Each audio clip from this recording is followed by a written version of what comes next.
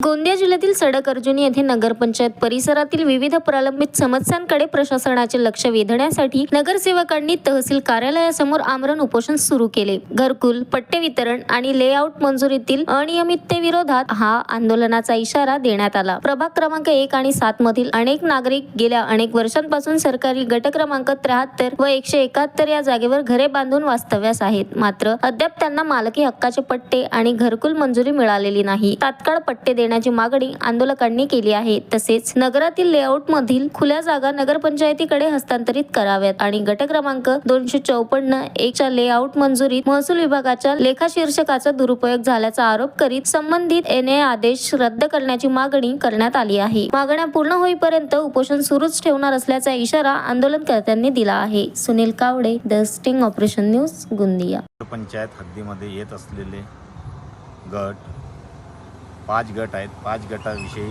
आम्ही आमरण उपोषणाला बसलेले आहोत। त्याच्यामध्ये गट नंबर 73, गट नंबर 171, गट नंबर 129, गट नंबर 180, गट नंबर 182 हे 5ही गटावर वन विभागाची निपण नोंदणी झुडपी जंगल ही नोंद असून त्याच्यामध्ये काही भाग हा गावठाण हद्दीमध्ये येत असल्यामुळे आबादीकरिता मुकरर आहे असं नमूद असल्यामुळे आम्ही वारंवार जिल्हाधिकारी, SDO, उपविभागीय अधिकारी अर्जुनी मोरगाव, तहसीलदार सडक अर्जुनी, उपवनरक्षक गोंदिया, वन आपला परिक्षेत्र अधिकारी पोहमारा यांना आम्ही वारंवार पत्रव्यवहार करून सुद्धा यांनी कोणतीही कारवाई आत्तापर्यंत केलेली नाही।